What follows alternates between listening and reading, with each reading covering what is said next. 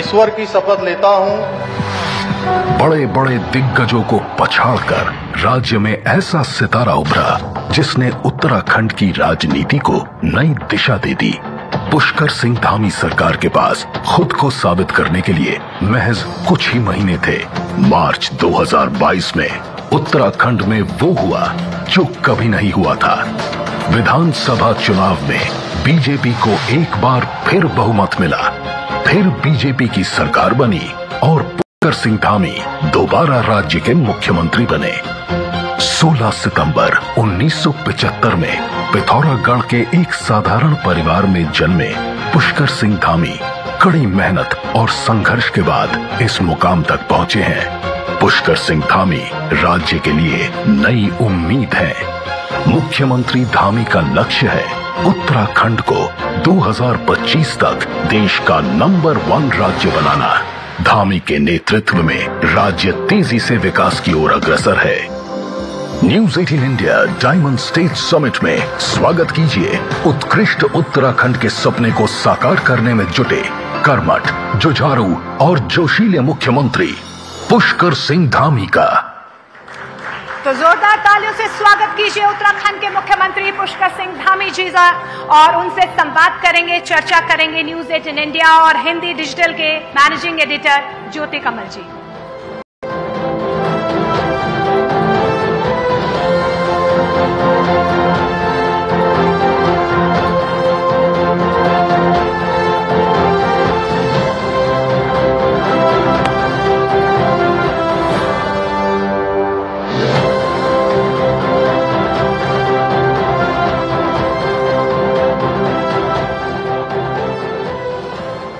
Thank you Monika. Pushkar Singh Dhami ji, news 18 India के diamond state summit Uttarakhand में आपका बहुत बहुत स्वागत। बहुत बहुत धन्यवाद आपका। सबको नमस्कार।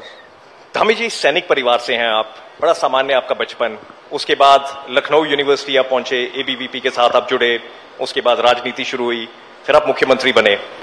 कई दफा ये बात कही जाती है कि कुछ चीजें किस्मत से हो जाती हैं, कुछ ऐसे हालात बनते हैं कि कुछ चीजें हो जाती हैं, लेकिन उसके साथ साथ एक ऐसी कड़ी होती है जो आपको हमेशा जोड़ के रखती है आपके अपने आप के साथ। तो जब आप अपने आप को समझने की कोशिश करते हैं कि वो क्या चीज थी उस सामान्य सैनिक परिवार के बच्चे में जो आज मुख्यमंत्री हैं उत्तराखंड के, तो वो क्या कड़ी और वो कौन से गुण के बारे में आप बात करेंगे कि हाँ ये गुण था, क्योंकि उस गुण से आने वाले जो युवा हैं उनको भी प्रेरणा मिलेगी कि वो कौन सी चीज है जो आज आपको मुख्यमंत्री बना बैठी। देखिए, एक तो मैं सबसे पहले न्यूज 18 के इस कार्यक्रम में सभी जुड़े हुए जितने भी हमारे इस शो को देख रहे हैं, इस कार्यक्रम को देख रहे हैं, उन सभी को मैं नमस्कार करता हूं, सबको प्रणाम करता हूं। आप सबका धन्यवाद करता हूं कि आपने एक इतना बड़ा मंच मुझे अपनी बात कहने के लिए यहां पर अवसर दिया है। सबका धन्यवाद। और देखिए, चूंकि मैं एक सामान्य परिवार में, एक सैनिक परिवार में, और अमूमन पूरे उत्तराखंड राज्य की अगर मैं बात करूं तो जैसा परिवेश मेरा रहा है उसी तरह का परिवेश यहाँ पर सामान्यतः होता है। और प्रत्येक परिवार से यहाँ कोई न कोई सेना में अवश्य होता है, सेना में होता है, अर्धसैनिक बलों में होता है, और वो देश के किसी न किसी कोने में अपनी सेवाएं देता है। मैं भी एक सैनिक परिवार में पैदा हुआ, और पैदा होने के बाद जो एक सामान्यतः एक फौजी के परिवार में, एक सैनिक के परिवार में जितने प्रकार की चुनौतियां होती हैं, वो सब चुनौतियां मैंने भी बचपन से देखी। और सेना के साथ और सैनिक परिवार में होने के नाते अपने पूज्य पिताजी से सेना में जो अनुशासन होता है, वो अनुशासन अपने दैनिक जीवन में एक तरह से मैं कहूं कि पूरी तरह से रच बस गया और वो आत्मसात हो गया। और कभी भी हमेशा मन में एक ही बात होती थी कि कुछ बनना तो बात की बात है, कुछ बनेंगे, कुछ करेंगे तो बनेंगे, लेकिन हाँ ये मन में जरूर रहता था कि कुछ करना है, कुछ करना है, आगे बढ़ना है, कुछ करके दिखाना है, अपने अंदर चीजों को जो है समेट कर नहीं रखना है। जितनी हमारी क्षमता है, प्रतिभा है, योग्यता है, वो सबके काम आनी चाहिए। अपने समाज के काम आनी चाहिए, प्रदेश के काम आनी चाहिए और जहां भी जरूरत है वो काम आनी चाहिए। ये भावना हमेशा से अपने परिवेश से जुड़ी रही। और जो मैंने सच बताऊं तो बचपन मेरा ऐसे उसमें बीता कि हमने देखा कि हमारी माँ को भी कभी वो घास काटने जाती थी, फिर घर में जो हमारे जानवर होते थे गाय भैंस, उनके लिए चारा करती थी, उसके बाद वो हमारे लिए खाना बनाती थी, एक साथ कई प्रकार के काम करते करते। और मैंने जो कहा शुरुआत में आपसे कि ये केवल मेरे साथ ऐसा नहीं है, मैंने कहा अधिकांश लोग जो इस राज्य के सुदूरवर्ती क्षेत्रों में हैं, अब धीरे धीरे अब समय बदल गया है, लेकिन उस समय सबके साथ यही परिस्थितियां थी और उनका जीवन अत्यधिक कठिन था। इसलिए हमेशा मन में ये रहता है कि कभी भी जो है हमारी मातृशक्ति कैसे आगे आए, उनका कैसे और अधिक विकास हो, कैसे उनको और अधिक सुविधाएं मिले, कैसे हर क्षेत्र में उनका प्रतिनिधित्व हो, उसको ध्यान में रखकर आज भी हम सारी चीजों को आगे बढ़ा रहे हैं। और इसीलिए राज्य के अंदर 30% का आरक्षण सभी सरकारी नौकरियों में हमने यहाँ पर सुनिश्चित किया है, जिससे कि सभी माताएं बहनें जो हमारी कठिन स्थितियों परिस्थितियों में आज अपना जीवन आगे बढ़ा रही हैं, उन सबको हर जगह आगे आने का अवसर मिले, उनका प्रतिनिधित्व हो। तख्ती लेके, स्लेट लेके, टाट लेके आप स्कूल जाते थे, सैनिक परिवार से आप थे। आप भी कभी फौज में जाना चाहते थे? आपने एक बार कहा था कि शायद आप फौज में इंटरेस्टेड भी थे कि फौजी बनना चाहता हूं, सैनिक बनना चाहता हूं। अगर आप फौज में अफसर बने होते तो शायद आज आप कर्नल होते, अभी ब्रिगेडियर बनने वाले होते, आप शायद ब्रिगेडियर बन ही गए होते, आज आप मुख्यमंत्री हैं। तो आप जो फौज में जाना चाहते थे उसके बारे में नहीं, विचार क्यों बदले आपके? मेरे साथ जिन्होंने पढ़ाई करी है वो सब कोई तो सूबेदार मेजर बनके, कोई सूबेदार बनके, जो सिपाही में भर्ती हुए जी, वो तो सूबेदार बनके या सूबेदार मेजर बनके अब रिटायर हो गए हैं क्योंकि 28 साल जो है वो सूबेदार की जो है वो होती है, सेवा काल होता है उनका 28 साल, और जो ऑनरी मिलता है उनका 32 साल होता है। अमूमन 16 साल में, 17 साल में उस समय सब फौज में चले जाते थे, तो वो रिटायरमेंट आ गए। और जिन लोगों ने सीधे IMA में और NDA और CDS में जो लोग गए हैं, उसमें से कुछ लोग कर्नल तक की सेवा अपनी पूरी करके और कुछ ब्रिगेडियर वगैरह की लाइन में। तो मैंने सोचा जरूर था कि मैं फौज में जाऊं, क्योंकि मैंने पहले ही बताया कि एक फौज में जाना केवल एक नौकरी के लिए नहीं, देश सेवा के लिए एक ऐसा जज्बा जो हमारे यहाँ उत्तराखंड के अंदर हर एक नौजवान के अंदर होता है, वो मेरे अंदर भी था। मैं जाना चाहता था, लेकिन मेरे पूज्य पिताजी ने उस समय मुझे रोक दिया था कि परिवार में जो है तुम्हें यहीं रहना है। इस नाते मैं कभी फौज में जा नहीं पाया। मैं चूंकि कक्षा 10th की पढ़ाई जब मैं कर रहा था, उस समय जितनी भी उसकी 1600 मीटर की जो दौड़ होती थी उसकी हम पूरी तैयारी करते थे, और जितने मिनट में उसको पूरा करना है वो भी हम पूरा कर लेते थे। चूंकि इस प्रकार का घर से एक वो हो गया तो जा नहीं पाया, लेकिन एक सैनिक के नाते, हाँ ठीक है, सैनिक बन के मैं देश की सीमाओं पर अपना योगदान नहीं दे पा रहा हूँ, लेकिन मेरे मन में है कि एक सैनिक जैसे देश के लिए करता है, वैसे समाज में जो मुझे जिम्मेदारी मिली है मैं भी एक सैनिक के नाते उसको पूरा करूं। इससे जुड़ा हुआ एक प्रश्न आपसे मैं पूछ लेता हूं कि हर 5वां जो सैनिक है भारतीय फौज में, गणेश जोशी जी आज आए हुए थे यहाँ पर, वो भी बता रहे थे, वो भी पूर्व सैनिक रहे हुए हैं, कि वो उत्तराखंड से किसी ना किसी तरीके से उनका कोई ना कोई रिलेशन रहता है। तो अग्निवीर स्कीम को अगर आप देखते हैं तो अग्निवीर स्कीम आपको, क्योंकि आपका ये सारा बैकग्राउंड रहा है, बड़ी फौज से डोमिनेटेड स्टेट है ये, बहुत ज्यादा लोग फौज में जाते हैं, तो अग्निवीर स्कीम में आपको कोई दिक्कत नजर आती है? कोई आपको उसमें लगता है कि कोई चीज उसमें और बेहतर होनी चाहिए, या आपको लगता है कि वो बिल्कुल एक अच्छी स्कीम है? क्योंकि उसका बहुत ज्यादा क्रिटिसिज्म होता है, कांग्रेस कहती है गलत स्कीम है, 4 साल के बाद वो क्या करेंगे, आप ट्रेंड सोल्जर्स को आप सिविलियन लाइफ में भेज देंगे तो उनको हथियार चलाने आते होंगे, वो कल को गुंडागर्दी करेंगे, ये करेंगे वो करेंगे, जबकि दुनिया के कई हिस्सों में ये स्कीम ऑलरेडी लागू है। ये देखिए, अग्निवीर जो स्कीम है, ये स्कीम बहुत ही सोच विचार के बाद देश में लाई गई है जी, और प्रधानमंत्री जी का बहुत बड़ा विजन है, सेना का बहुत बड़ा विजन है, क्योंकि जो आज देश के दुश्मन हैं उनकी जो एवरेज आयु है वो लगभग 18-20 साल की है, और जो हमारे सैनिक देश की सीमाओं पर आज हमारे देश की रक्षा कर रहे हैं, हम सब की रक्षा कर रहे हैं, उनकी एवरेज आयु 34 साल के लगभग आती है।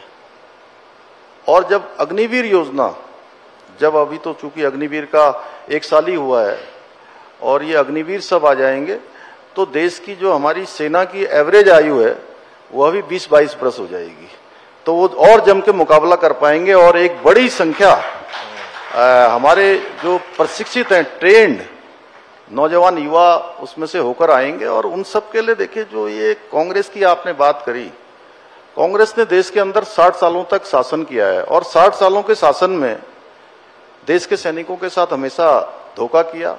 मैं एक सैनिक का पुत्र हूं। मेरे पूज्य पिताजी ने मुझे पहली बार 2014 में जब मोदी जी की सरकार बनी और 1 रैंक और 1 पेंशन लागू हुआ, तो उस दिन उन्होंने मुझे पहली बार कहा कि तुम अच्छी पार्टी में काम कर रहे हो, मैं तुम्हें भी धन्यवाद देता हूं और प्रधानमंत्री मोदी जी को भी धन्यवाद देता हूं कि 40 साल से रुकी हुई 1 रैंक और 1 पेंशन को लागू किया। सियाचिन ग्लेशियर में जो सैनिक हमारे -डिग्री तापमान में देश की सीमाओं की रक्षा कर रहे हैं, उनको अच्छे बूट नहीं मिलते थे, अच्छे जैकेट नहीं मिलते थे, अच्छे उपकरण नहीं मिलते थे, अच्छे हथियार नहीं मिलते थे, अच्छा खाना नहीं मिलता था। ये लंबे समय से सेना में इसकी फाइल चल रही थी और फाइल चलती थी, रुक जाती थी।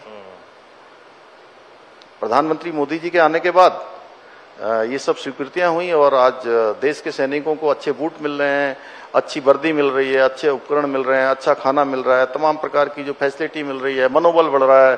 प्रधानमंत्री जी खुद होली हो, दिवाली हो, उनका अपना कोई विशेष दिन हो तो वो सैनिकों के बीच में मनाते हैं, सीमांत क्षेत्र में मनाते हैं, कभी माड़ा में मनाते हैं, कभी सियाचिन ग्लेशियर में मनाते हैं, कभी जो है कश्मीर के सीमांत क्षेत्र पर जाकर बॉर्डर पर मनाते हैं।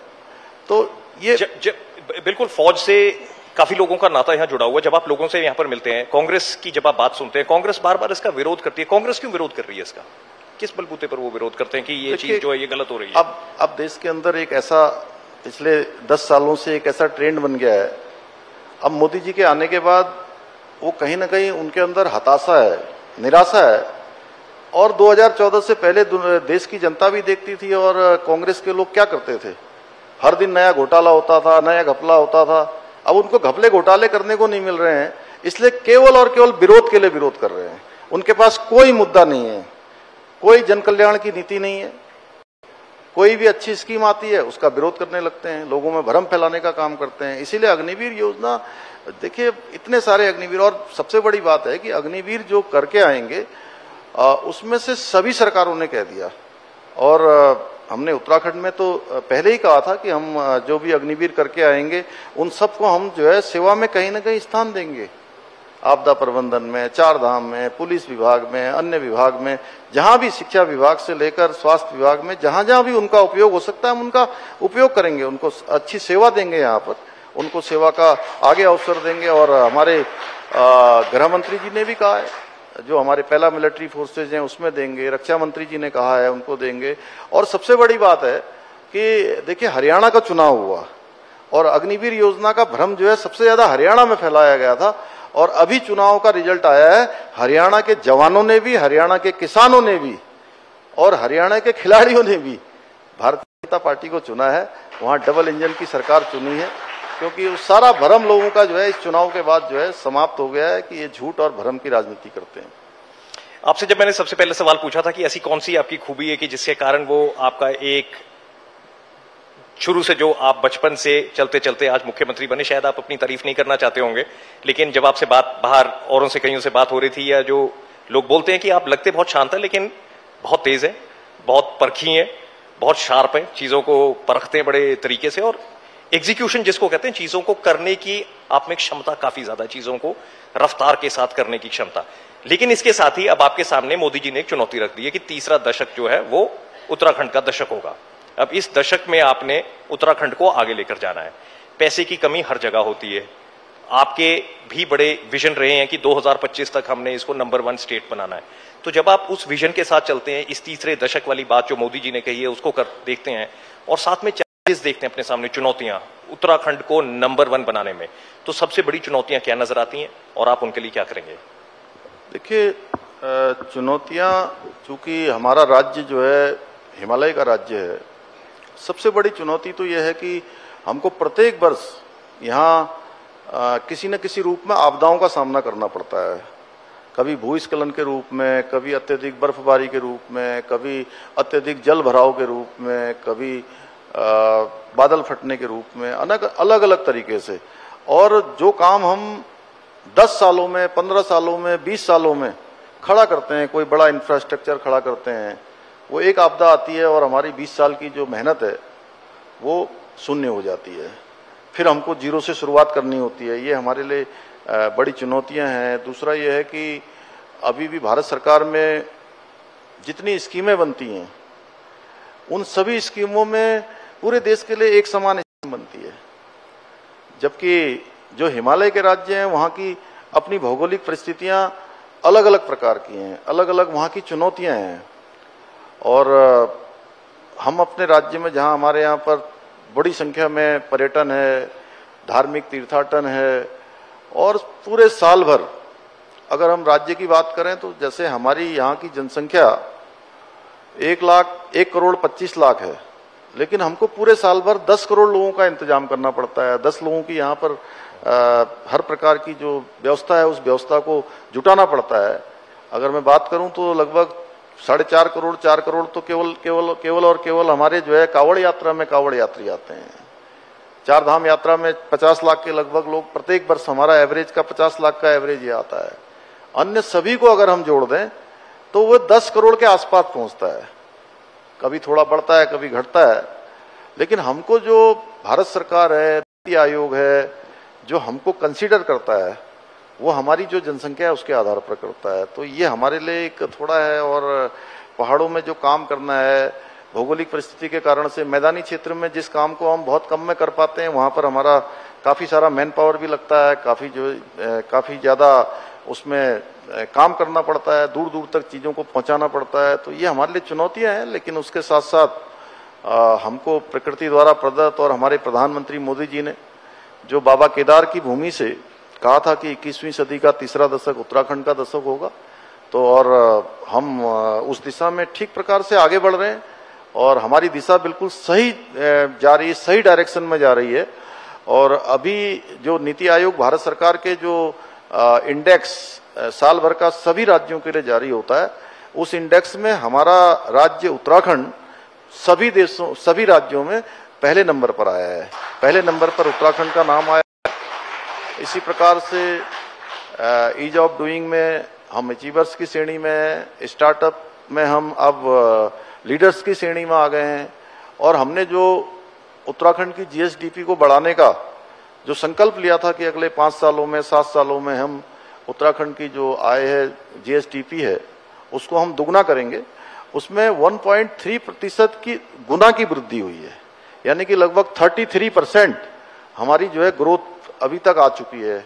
हमारी जीएसटी बढ़ रही है, और जीएसटी बढ़ने के साथ साथ हमारे अन्य जो संसाधन हैं, इंफ्रास्ट्रक्चर हैं, वो भी तेजी से बढ़ रहे हैं। चाहे राज्य के अंदर हमारे नए डेस्टिनेशन हो, पुराने जो हमारे पहले से प्रचलित डेस्टिनेशन हैं उनमें सुविधाएं जुट रही हैं। हमारे सभी शहर बन रहे हैं, नए नए हमारे एयरपोर्ट। आपने अगर देहरादून का एयरपोर्ट, आप वहीं से आए? नहीं, बाई रोड आए इस बार हम। अच्छा, तो लेकिन रोड इंफ्रास्ट्रक्चर भी आपका यहाँ तक बहुत बढ़िया हो गया। राज्य आए तो अभी 1 साल में आपने जो है परिवर्तन देखा होगा। तो बहुत सारे लोग कह रहे थे, मैं नाम नहीं लेना चाहता किसी दूसरे प्रदेश का, क्योंकि हमारे लिए सभी प्रदेश, जैसे हमारा प्रदेश महत्वपूर्ण है वैसे वो भी हमारे लिए महत्वपूर्ण है। लेकिन एक बहुत बड़े पुराने हमारे वरिष्ठ राजनेता मुझे कह रहे थे कि यार हमारा राज्य तुमसे बड़ा भी है और पुराना भी है, हमारा एयरपोर्ट पहले से है, लेकिन देहरादून का एयरपोर्ट बहुत अच्छा बन गया तुम्हारा। तो हम जो है आने वाले समय में हमारा पंतनगर का एयरपोर्ट भी जो है उसको भी अंतर्राष्ट्रीय स्तर का बना रहे हैं। अभी हमारी काफी सारी उड़ानें 13 के 13 जनपदों के लिए हम शुरू कर रहे हैं। यानी कि हर क्षेत्र में हमारा प्रयास है कि जो हमारे प्रधानमंत्री जी के मुख से निकले हुए शब्द हैं वो जो है चरितार्थ हों। तो उस दिशा में प्रयास कर रहे हैं। आज फलों के क्षेत्र में, बागवानी के क्षेत्र में, कृषि के क्षेत्र में, हर क्षेत्र में आज हमको एक उपलब्धि प्राप्त हो रही है। और एक कैपिटल जो हमारा इंफ्रास्ट्रक्चर बनाने के लिए जो धनराशि है उसकी भी हमारे पास पर्याप्त व्यवस्था हो रही है। तो हम विकास के कामों को न कर पाए, ऐसे हमारी कोई स्थिति नहीं है। ऊपर से भारत सरकार का और आदरणीय प्रधानमंत्री जी का हमारे राज्य के लिए विशेष उनका अनुग्रह है यहाँ से, और उनके हर समय उनके स्मरण में हम लोग यहाँ रहते हैं। तो निश्चित रूप से वो ये बात भी कही जाती है कि आप इस बात पे बहुत ज्यादा गर्व रखते हैं कि यहाँ पर डबल इंजन की सरकार चल रही है, कि कई जगहों पर बात की जाती है डबल इंजन की सरकार की, जो कई दफा वो डबल इंजन ठीक तरीके से काम नहीं कर पाता, लेकिन आप पूरे गर्व के साथ ये कहते हैं कि हमारे यहाँ डबल इंजन की सरकार चल रही है और बाकी राज्यों के मुताबिक ज्यादा तेज चल रही है।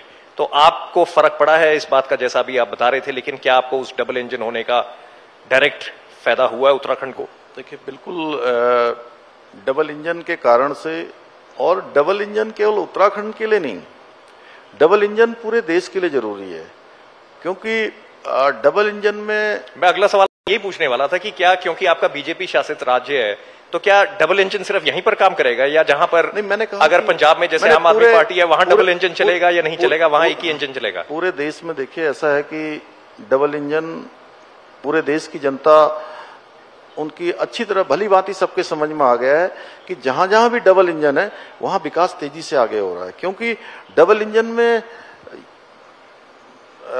जो राज्य की जरूरतें हैं, राज्य की आवश्यकताएं हैं, वो केंद्र समझता है और उन पर स्वीकृति देता है। केंद्र राज्य की प्राथमिकताओं को समझता है और केंद्र की जो स्कीम है वो राज्य ठीक प्रकार से लागू करता है। इसीलिए तो हरियाणा में देखिए तीसरी बार सरकार बन रही है, मध्य प्रदेश में लगातार सरकार बन रही है, गुजरात में लगातार सरकार बन रही है, उत्तराखंड हो, उत्तर प्रदेश हो, यहाँ भी जो है सारे मिथक टूटे हैं और दोबारा सरकार बन रही है। अभी आने वाले समय में आप देखेंगे कि जो महाराष्ट्र हो, झारखंड हो, ऐसे राज्य भी डबल इंजन को प्राथमिकता देंगे हर जगह, क्योंकि डबल इंजन के कारण से ग्रोथ तेजी से आगे बढ़ती है। और बहुत सारे राज्य हैं जहां पर प्रधानमंत्री मोदी जी और केंद्र की सरकार पैसा देती है और वो केवल उसको उलझाने का काम करते हैं। आप देख रहे होंगे, दिल्ली भी इसका एक उदाहरण है। मैं चुनाव के संबंध में, अन्य संबंधों में देश के विभिन्न राज्यों में गया हूं, वहां मैंने देखा है, तेलंगाना हो, कर्नाटका हो, या आप हमारा बगल में ही हिमाचल है, और चुनाव से पहले बड़ी बड़ी घोषणाएं उन्होंने भी करी थी, लाखों लोगों को रोजगार देंगे, और अभी देखते हैं तो वहां पर पेंशन के लिए भी पैसा नहीं, वो तनख्वाह देने के लिए भी पैसा नहीं हो रहा है। तो ये अपने आप में मतलब कोई कहने की बात नहीं कि मैं कह रहा हूं, ये साफ दिखाई दे रहा है।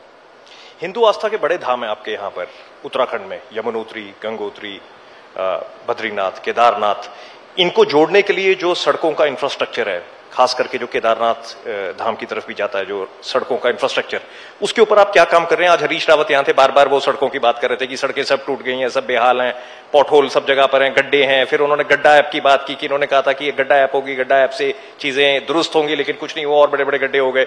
तो वो इस बारे में बात कर रहे थे कि सड़कें यहाँ पर एक कमी है।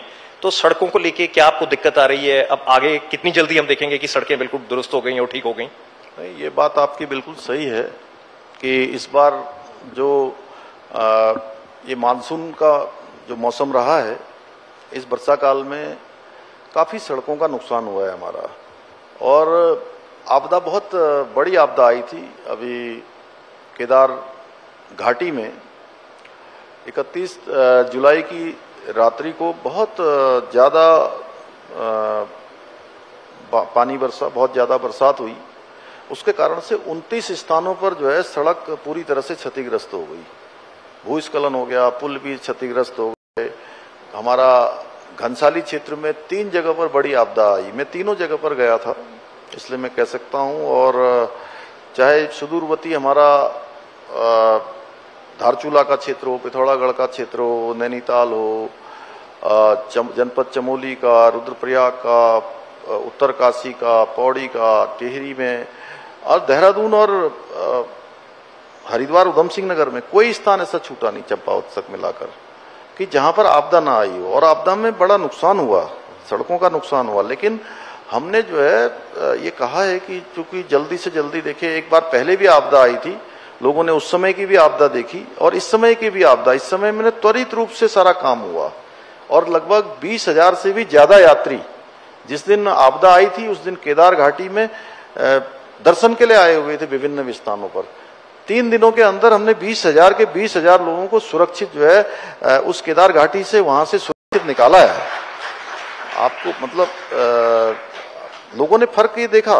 और जो सड़कों की बात कर रहे हैं आप, सड़कें क्षतिग्रस्त हुई, लेकिन हमने 15 तारीख तक का एक पैच वर्क के लिए कि सभी सड़कों को गड्ढा मुक्त किया जाए, लेकिन मौसम लगातार खराब होता रहा, लगातार बारिश होती रही, लेकिन उसके बावजूद भी जो हमारे स्टेट हाईवे हैं, नेशनल हाईवे हैं, वो सारे अभी गड्ढा मुक्त हो गए हैं।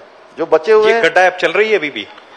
नहीं, देखिए गड्ढा ऐप भी चल रहा है, लेकिन वो गड्ढा ऐप इससे अलग है, क्योंकि कहीं कहीं पर हमको व्यवहारिक रूप से काम करना होता है, तो व्यवहारिक रूप से काम कर रहे हैं। और हमारा बिल्कुल ये संकल्प है कि इस माह के अंत तक, क्योंकि इनिशिएटिव बहुत अच्छा आपका ये जो गड्ढा ऐप है, इसके बारे में सुनते ही ये लगता है कि बहुत ही, जिसको कहते हैं दूरदृष्टि वाला और आगे देखने वाला विजन है ये, कि आप देखिए, आप उसकी फोटो खींचिए, अपलोड कीजिए और उसके ऊपर कोई ना कोई कार्रवाई होगी। तो ये उम्मीद जरूर हर कोई रखता है कि शायद वो चीज जो है वो कामयाब रहेगी। निश्चित रूप से टेक्नोलॉजी का बेहतर उपयोग होना चाहिए, और हम सभी मानते हैं कि इस टेक्नोलॉजी के युग में अच्छी टेक्नोलॉजी अगर हमारे पास है तो हम उसका उपयोग करें और अपने साधनों को आसान बनाएं, लोगों को सुविधाएं दें। तो वो ऐप भी उसी के लिए लाया गया है और अच्छा उसका भी उपयोग हो रहा है। जी, केदारनाथ की हम बात कर रहे थे, फैजाबाद के साथ जुड़ी अयोध्या, जब वहां पर सीट हारी गई, बद्रीनाथ में जो है अभी सरकार बीजेपी की नहीं है, वैष्णो देवी वो जीते, तो आपके ऊपर क्योंकि एक धार्मिक आस्था जुड़ी रहती है बीजेपी के साथ, तो क्या केदारनाथ का जो बाईपोल है वो आपके लिए उसका दबाव है? 40 प्रचारक, स्टार प्रचारक अब वहां पर प्रचार भी करेंगे, क्या आपके ऊपर कोई दबाव है उसका कि हमने जीतनी है इस बार? वो देखिए, ऐसा है कि वो बाबा केदार का धाम है और बाबा केदार की कृपा से, बाबा केदार के अनन्य भक्त हमारे प्रधानमंत्री मोदी जी जब गुजरात के मुख्यमंत्री थे, उस समय उन्होंने यहाँ जो सरकार थी उस सरकार को कहा कि ये जो केदार बाबा का स्थान पूरी तरह से क्षतिग्रस्त हो गया है, हम इसके पुनर्निर्माण का काम करें। उस समय नहीं हो पाया, लेकिन 1 साल के बाद ही बाबा ने अपने अनन्य भक्तों को मौका दिया, वो देश के प्रधानमंत्री बने और आज सब पूरी दुनिया देख रही है कि भव्य केदार और दिव्य केदार बन गया है। नवनिर्माण के काम, पुनर्निर्माण के काम, वहां पर आस्था पथ, अनेक घाट, आस्था वन, शंकराचार्य जी की समाधि, वहां पर तीर्थ पुरोहितों के आवास, और एक मतलब भव्य केदार और दिव्य केदार बनता ही जा रहा है, 1 चरण में, 2 चरण में, 3 चरण में। और आने वाले तीर्थयात्री श्रद्धालु जो महज कुछ 2-3 लाखों में होते थे, आज जो संख्या 20 लाख से ज्यादा पहुंच रही है, इस बात का प्रमाण है कि केदार घाटी और केदार किस तरह से आगे बढ़ रहा है। आने वाले समय में भी, अभी भी जो आपदा आई, आपदा के समय में हमने लगभग वहां पर तत्काल सारे जो पैदल मार्ग थे, यात्रा सुचारू हो, वो सारा हमने प्रयास किया, प्रयत्न किया। बाबा की कृपा से अब यात्रा भी अच्छी चल रही है। आज का भी आंकड़ा उठाएंगे तो 14,000, 15,000 इस समय यात्रा का आंकड़ा अभी आ रहा है। आप सोचिए कि ये यात्रा का द्वितीय चरण चल रहा है, और जब 10,000 का आंकड़ा किसी समय में बहुत बड़ा आंकड़ा माना जाता था, आज 14,000, 15,000 का आज का रोज का आंकड़ा चल रहा है। तो लोगों ने, वहां केदार के लोगों ने पहले का समय भी देखा है, अब का समय भी देख रहे हैं, और किस तरह से केदार घाटी, बाबा केदार का स्थान आज विश्व प्रसिद्ध स्थान है, तो वहां पर किस तरह से विकास हुआ है, किस तरह से नवाचार हुआ है, और केदार घाटी का एक अपना नया स्वरूप पूरी दुनिया के सामने आ रहा है, विकास आगे बढ़ रहा है। तो वहां के लोग कभी भी विकास को रोकेंगे नहीं, विकास को अनवरत रूप से बढ़ाएंगे। इसलिए बाबा केदार की कृपा से वो बड़े अंतर से वहां पर विकास जीतेगा, भारतीय जनता पार्टी जीतेगी। जब भारत का संविधान लिखा गया था उसमें directive principles of state policy भी उसमें थे, जिसमें यूनिफॉर्म सिविल कोड की बात कही गई कि आने वाले भारत में हम क्या देखना चाहेंगे। उत्तराखंड ने उसमें लीड ली है, उत्तराखंड ने उसमें पहल की है कि यूनिफॉर्म सिविल कोड जो है उसको हम सबसे पहले लागू करेंगे। आपकी उसकी रूपरेखा तैयार हो चुकी है, अब उसके ऊपर काम ये चल रहा है कि जब हम इसको लागू करेंगे तो उसके जो सारे प्रोसेस हैं वो सारे बिल्कुल ठीक तरीके से, सटीक तरीके से आप उनको लागू कर सकें। तो क्या आने वाले राज्य दिवस के दिन 9 नवंबर को यूसीसी को क्या आप लागू करेंगे? देखिए, मैं सबसे पहले तो आज आपके इस न्यूज 18 के इस समिट से देवभूमि उत्तराखंड की जनता को नमन करना चाहता हूं, उनको प्रणाम करना चाहता हूं, उनका धन्यवाद करता हूं, आभार व्यक्त करता हूं कि उत्तराखंड राज्य स्थापना के बाद यहाँ पर हर चुनाव में, जब भी चुनाव होता था, हर चुनाव में सरकार बदल जाती थी।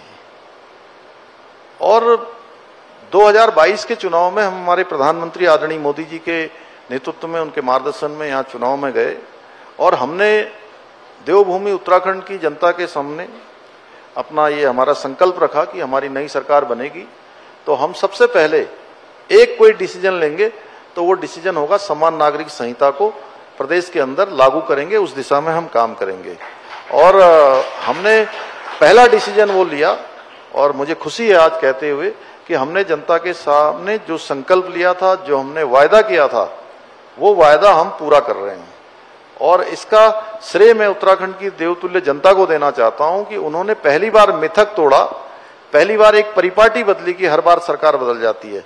एक नया इतिहास बना दिया कि लगातार हम सरकार में थे, फिर से हमको सेवा करने का अवसर प्रदान किया, दोबारा सरकार में आने का अवसर प्रदान किया। और हमने उसके लिए कमेटी बनाई, एक लंबी प्रोसेस चली, कमेटी ने काम किया, फिर हम विधानसभा में विधेयक के रूप में उसको लेकर आए, चर्चा के बाद विधेयक पास हुआ। राष्ट्रपति महोदय ने भी 12 मार्च को जो है हमको अपनी स्वीकृति उसमें प्रदान कर दी। और अब जो हमने कमेटी उसको क्रियान्वयन करने के लिए बनाई थी, वो उन्होंने अपनी रिपोर्ट भी हमको दे दी है और हमारा काम चल रहा है, हम उसका पूरी तरह से परीक्षण कर रहे हैं। हमारा जो विधायी विभाग है, हमारा उस पर न्याय विभाग है, उस पर काम कर रहा है।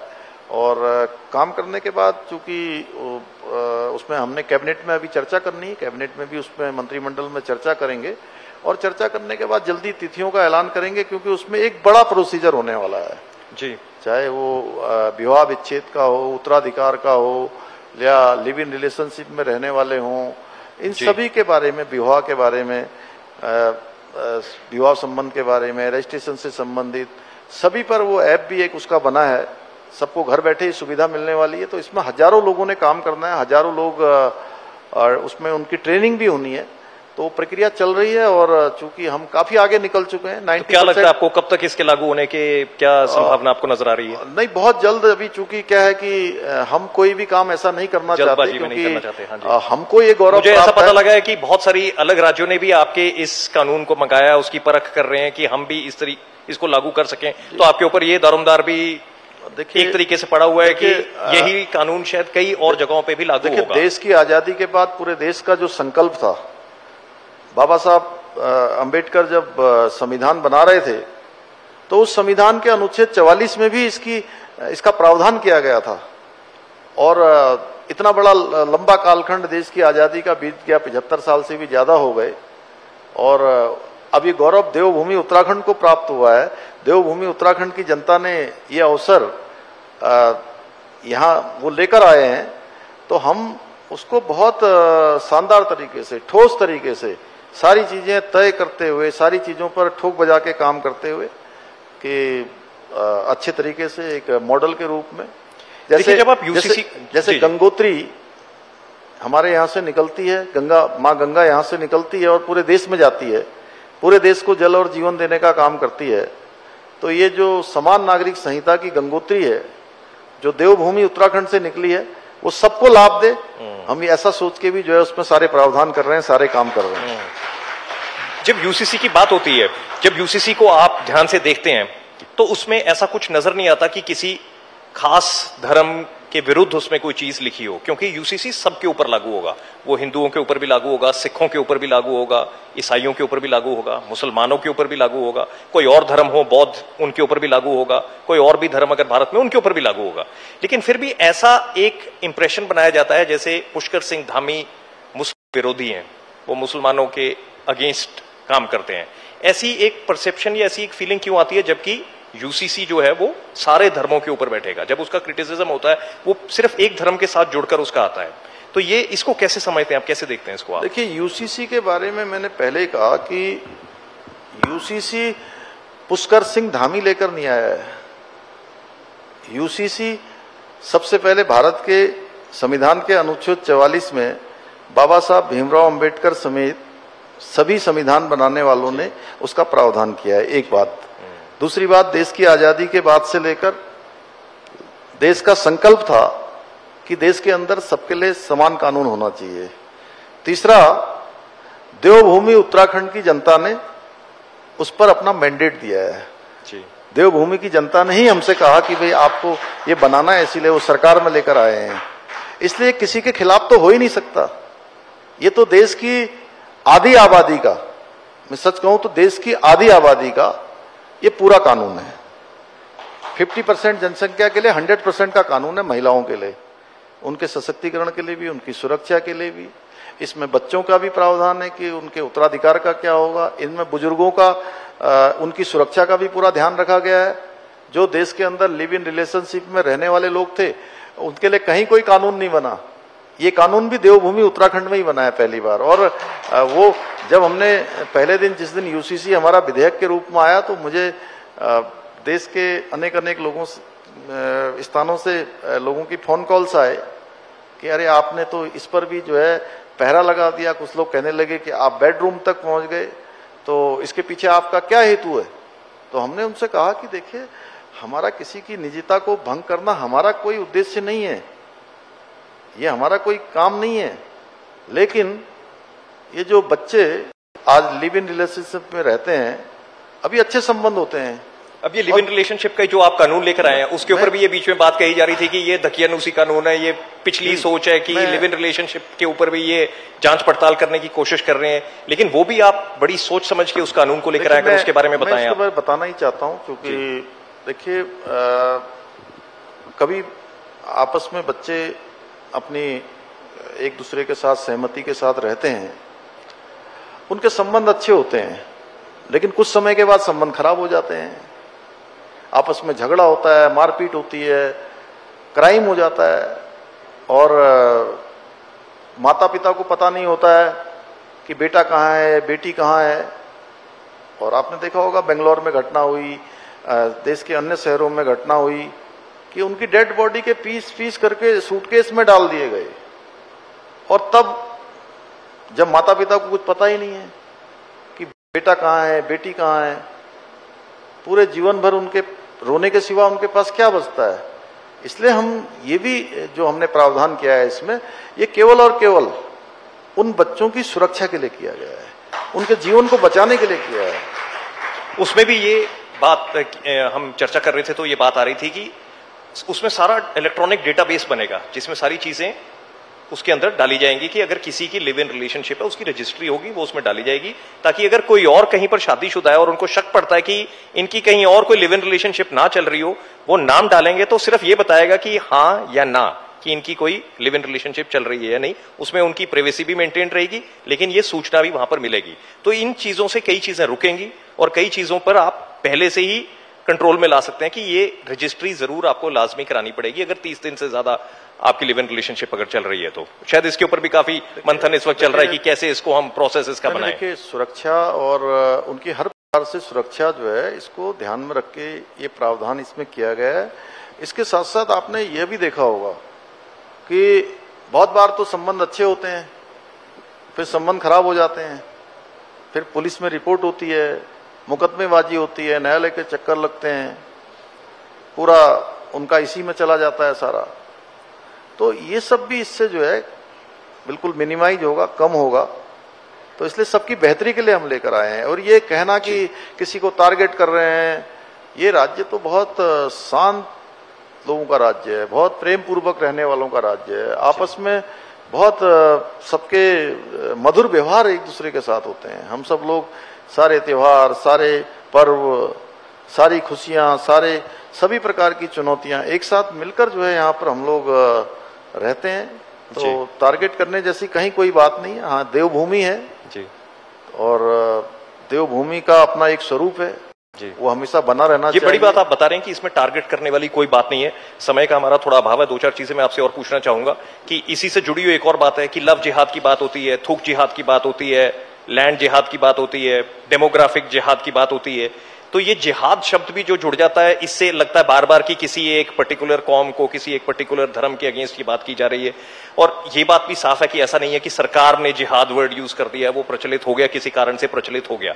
लेकिन फिर भी इन सब चीजों को जब आप देखते हैं तो इनके साथ जुड़ी हुई पॉलिसीज हैं, वो पॉलिसीज किसी खास धर्म के विरुद्ध नहीं है। अगर आप लैंड की बात कर रहे हैं यहां पर, तो कोई लैंड जिहाद यहां पर नहीं चल रहा। लेकिन अगर कोई गैर कानूनी तरीके से यहां पर जमीन लेने की कोशिश करेगा तो जाहिर तौर पे कानूनी कार्रवाई की जाएगी।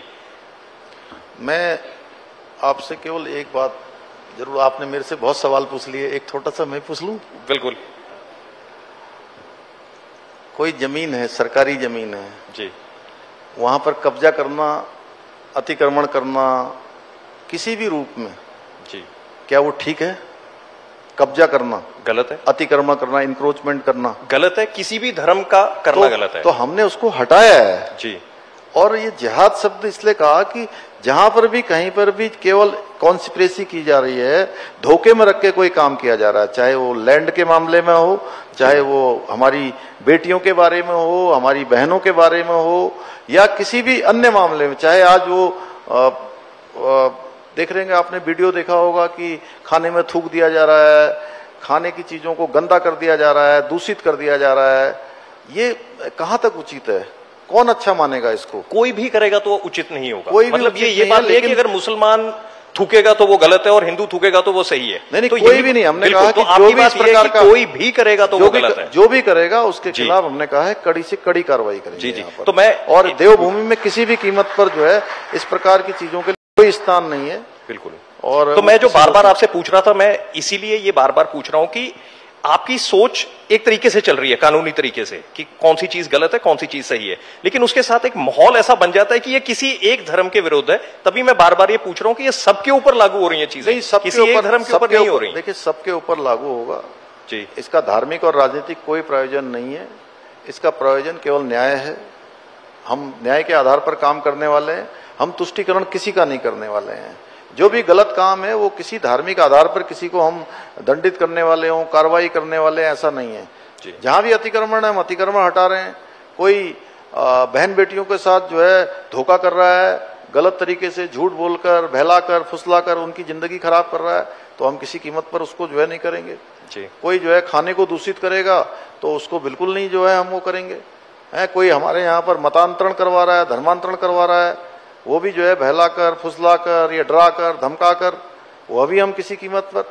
कोई दंगा कर रहा है तो दंगा करने वालों के खिलाफ कार्रवाई कर रहे हैं, या दंगे के लिए हम कानून लेकर आए हैं, तो वो किसी को टारगेट करके नहीं लाए गए हैं।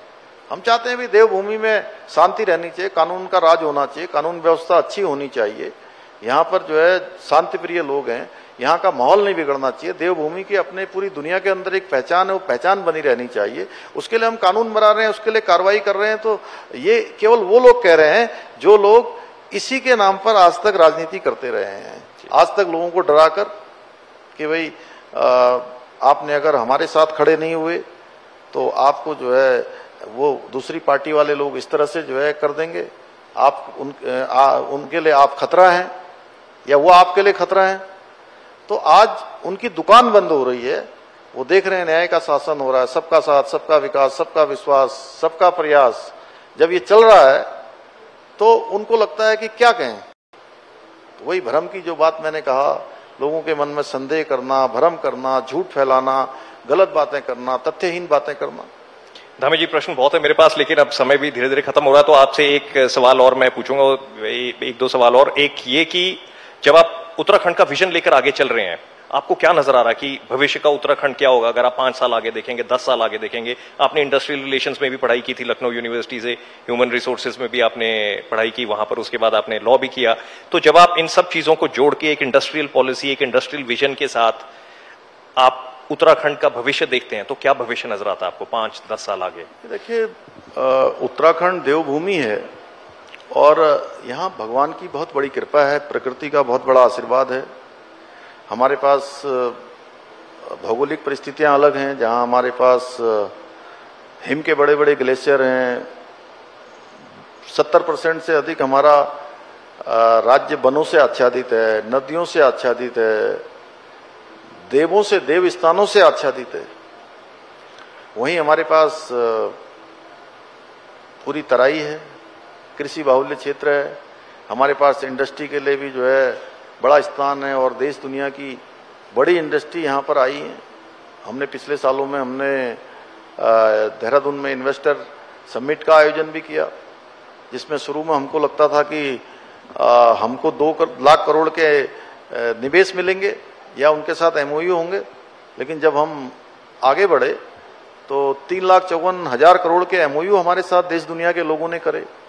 आज भी लोगों की बड़ी संख्या में यहाँ निवेश के लिए अपनी इच्छा जता रहे हैं, आ रहे हैं, निवेश कर रहे हैं। और हमने भी उसमें जो है काफी सारा परिवर्तन भी किया, नई नीतियां बनाई, 30 से अधिक नीतियां बनाई, चाहे वो लॉजिस्टिक में हो, इंडस्ट्री में हो, टूरिज्म में हो, एमएसएमई में हो, हर क्षेत्र में, एग्रीकल्चर के क्षेत्र में। तो लोगों ने बड़ी संख्या में लोगों ने आकर यहाँ पर काम करने के लिए हमारे साथ अपनी इच्छा भी करी और काम भी कर रहे हैं। और जो हमने बड़े एमओयू करे थे, आज उसमें से लगभग 77,000 करोड़ की ग्राउंडिंग हमारी शुरू, मतलब एक तरह से ग्राउंडिंग बिल्कुल जमीनी स्तर पर शुरू हो गई है। उस पर तेजी से काम चल रहा है। अभी देश भर के जो आंकड़े आते हैं बेरोजगारी के, उसमें भी हमको 4.4% का उसमें कमी आई है। जो 13 थी वो 9 के आसपास आ गई है।